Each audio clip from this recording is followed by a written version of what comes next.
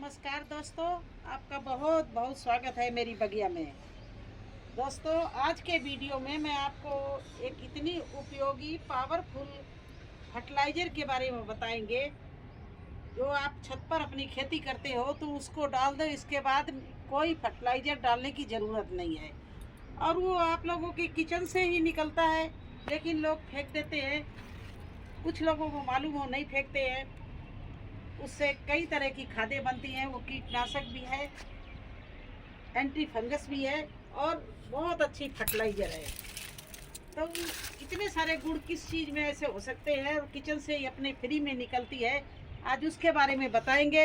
और किस किस तरह से उसका उपयोग होता है, किस किस तरह से आप अपने प्लांट में उसका अप्लाई कर सकते हैं। तो फर्स्ट तो वो है कि उसका पाउडर, ये देखिए इधर आपको दिखा रहे हैं, ये हैं संतरा और मौसम्मी के छिलके। ये इनको आप ऐसे ही कभी गार्डन में नहीं डालना, क्योंकि ये एंटी फंगस ज़रूर है, लेकिन अगर गीले आपने डाल दिए तो यही फंगस लगा देते हैं। तो इनको आप धूप में सुखा लीजिए और सुखा के इसके फिर आपको गुड़ निखार में आएंगे। आप इसको 3 तरह से ही अपने मिट्टी में मिला सकते हो और गमला भरने में यूज कर सकते हो, प्लांट में लगा सकते हो। एक तो है ऐसे ही सूखा हुआ, आप इस तरह से ग्रो बैग में नीचे पत्ते डालकर और इस तरह से ये सूखे छिलके को नीचे मिट्टी पर भरने के पहले ऐसे भर दीजिए। ये सूखे हुए हैं और ये बहुत अच्छे खाद के काम करेंगे।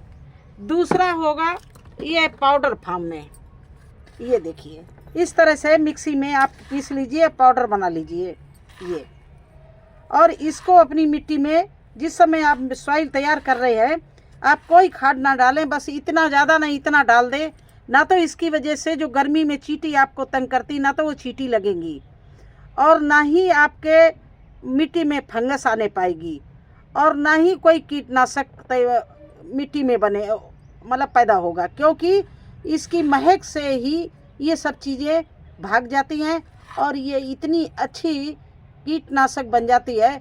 और इसमें आपको क्या क्या चीज़ें नहीं मिलेगी, इसमें देखिए नाइट्रोजन, फास्फोरस और पोटेशियम तीनों चीज़ें मिलेंगी।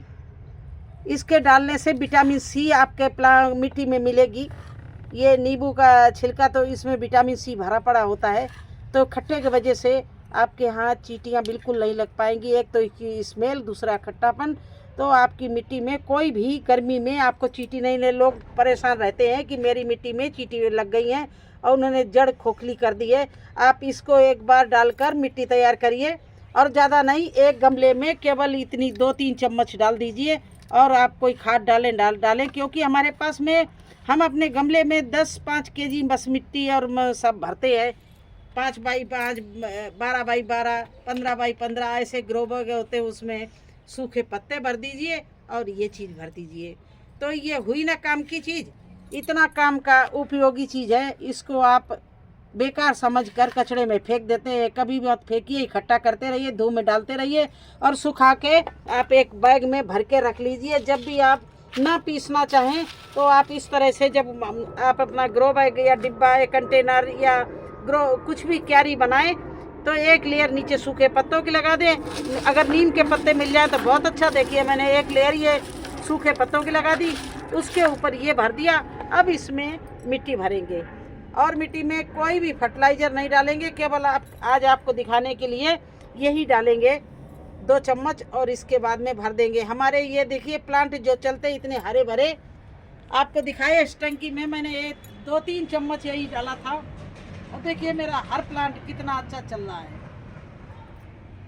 और भर भर कर मुझे हार्वेस्टिंग क्यों मिलती है, क्योंकि मैं यही सब चीज़ें इनमें यूज करती रहती हूँ। जो भी फ्री की चीज़ें मिलती हैं, पत्ते फ्री के होते हैं, ये संतरे के छिलके भी फ्री होते हैं। अगर आपके यहाँ ज़्यादा संतरा ना खाया जाता हो तो ये संतरा मौसमी वाले भैया निकलते हैं, ये संतरा और मौसमी के छिलके बहुत फेंक देते हैं। उससे बोल दो हमारे बोरी में भर के मुझे दे दो, मैं तो उनसे ले लेती हूँ। इसी तरह से सुखा के एक बैग बोरी में भर लूँगी या बैग में भर लूँगी। जब भी ग्रो बैग बनाऊँगी उसके नीचे एक लेयर इसकी डाल देती हूँ और ये हमारे बहुत अच्छे पौष्टिक तत्व देता है प्लांट को, क्योंकि इसमें बताया ना तीनों चीज़ें होती हैं, फास्फोरस भी होता है, कैल्शियम भी होता है और पोटेशियम भी होता है। तो हमारे प्लांट को यही सब चीज़, नाइट्रोजन भी होता है। तो क्या चाहिए, यही तो चाहिए हमारे प्लांट को, अच्छे से नाइट्रोजन मिल जाए, फास्फोरस मिल जाए और पोटेशियम मिल जाए।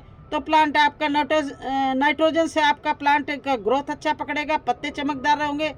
फास्फोरस उस आपकी प्लांट की जड़ें मजबूत करेगा और जो पोटेशियम है उससे फल फूल बहुत अच्छे आएंगे।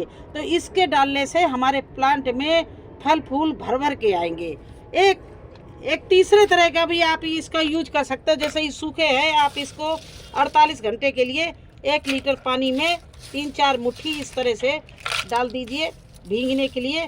और जब ये 3 दिन हो जाए इसमें भीगते भीगते, तब आप क्या करना, इसको छान कर या ऐसे ही मतलब ये छिलके निकाल कर आप अपने प्लांट में अप्लाई कर दें। देखिए आपके प्लांट को कितना अच्छा मतलब इससे ग्रोथ मिले और आपका प्लांट कितना अच्छा फल फूल दे, आप एक बार करके देखिए। तो 3 तरह से इस संतरे के छिलके, मौसमी के छिलके 3 तरह से आप यूज कर सकते हैं, सूखे फार्म में, पाउडर फार्म में और इस तरह से लिक्विड बना के। 3 तरह से आप अपने प्लांट में लगा सकते हैं और वो भी फ्री की चीज़ है। अब देखिए इसको मैंने नीचे से पत्ते से भर दिया, ऊपर से ये हमने डाल दिया। अब इसमें अगर हम ये ज़्यादा ये डाल रहे हैं मिट्टी में, ये मिला देंगे तो ज़्यादा हो जाएगा, इसलिए आज ये मिट्टी में नहीं मिलाएंगे। ऊपर से हमारी तैयार की हुई मिट्टी है, इसको गमले में भर देंगे। तो इस तरह से आप अपने ग्रो बैग को अच्छे से भर सकते हैं, बना सकते हैं। मैं आज यही करने जा रही थी, इसका पाउडर बनाने जा रही थी। ये तो थोड़ा मैंने आपको दिखाया है, मैंने इसका कम से कम 1 डिब्बा भर के पाउडर बनाया और इस पाउडर को मैं इसी तरह से एक डिब्बे में पैक करके रख दूंगी। और जिस तरह से आप नीम की खली डालते हैं और बोन मील डालते हैं, उसी तरह से इसको भी आप इतना डाल दीजिए। बस इस तरह से मिट्टी में मिला दीजिए। ये देखिए मैं तो थोड़ा मिलाऊंगी, क्योंकि नीचे हम इस ग्रो बैग में पहले से ही इसके छिलके भर दिए। ज़्यादा खाद भी नुकसानदायक होती है। तो और दूसरी बात है, ये हमारे मिट्टी की पीएच को भी मेंटेन रखता है। तो इसलिए इसको डालने से आपको इतने बेनिफिट मिलेंगे, मिट्टी हमारी उपजाऊ हो जाएगी, भुरभुरी हो जाएगी और कोई भी फफूंद नहीं लगने पाएगी, क्योंकि इसका सूखे संतरे के छिलके का गुण ही यही होता है कि ये फफूंद नाशक होता है, एंटी फंगस होता है। बिल्कुल ये कभी भी डाल दो तो आपके प्लांट में जो मिट्टी भरी हुई है नीचे और ग्रो बैग में कोई भी फंगस तैयार नहीं होगी।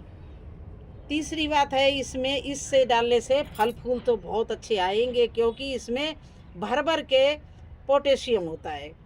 तो आज मैं इस तरह से इसको मिलाकर और इस गमले को तैयार कर रही हूँ, क्योंकि इस समय हमारी बुआई बहुत तगड़ी चल रही है।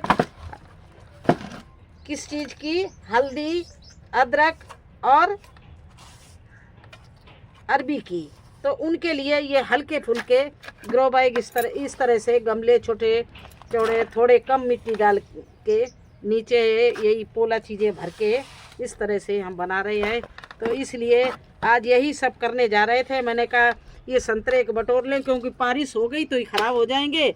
एक बार इनमें हो भी गई थी, तो इस तरह से ही छिलके भरने थे, इनको भर के पैक कर लेंगे। जिस तरह से इस समय हम लोग पत्ते जंगल के उठा के सुखा रहे हैं और उनकी नीम के पत्ते मिल जाते हैं, तो उसके भी मैं दिखाऊंगी किस तरह से मैं उसमें नीम की खली बनाती हूँ। अगर नीम के हरे पत्ते मुझे मिल जाते हैं तो इस तरह से ये मैं संतरे को भी मैंने सुखा लिया है और अब इनको हम आज रखने जा रहे थे। तो मैंने सोचा आपको भी बता के, अगर आप संतरे के छिलके फेंकते हैं तो बहुत बड़ी गलती करते हैं। बिल्कुल मत फेंकना, भूल कर भी ना फेंकना, क्योंकि इससे अच्छी और कोई फर्टिलाइज़र नहीं। और 3 तरह से आप यूज कर सकते हैं।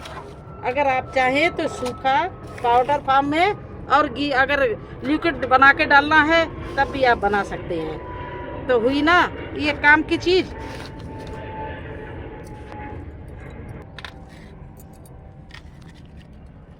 तो देखिए इस तरह से आपको तीनों तरह दिखा दिया। ये पानी में, ये नीचे सूखे भरने के लिए, और इसका पाउडर। तो कैसा लगा आपको हमारी ये जानकारी?